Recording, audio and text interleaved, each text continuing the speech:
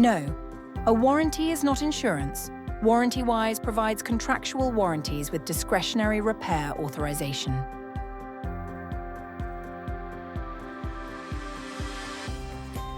Protection for premature failure begins at 30 days or 500 miles, whichever comes first, after the planned start date, and ends when the vehicle in question reaches 10 years old or amasses 100,000 miles.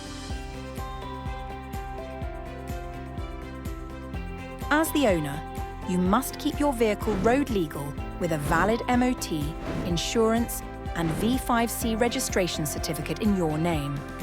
You must also keep up to date with regular servicing and maintain service records. Failure to do any of the above could result in rejection of repair requests or even plan cancellation. If a repair on your vehicle is needed, simply follow the steps on our Start a Repair page linked below, or call our repairs team.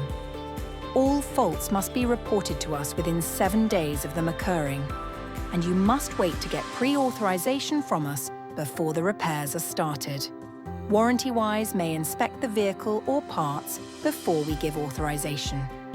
Starting repairs without prior authorization may result in your request being rejected.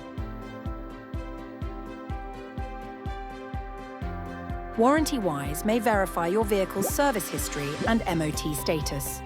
If servicing history cannot be verified or scheduled servicing is overdue, your repair request or plan may be declined.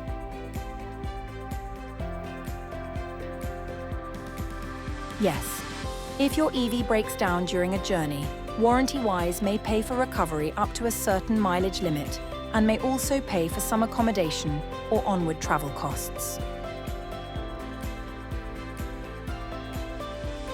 Edd China is an independent arbiter who can exercise discretion on repair authorizations and disputes, providing a fair resolution process.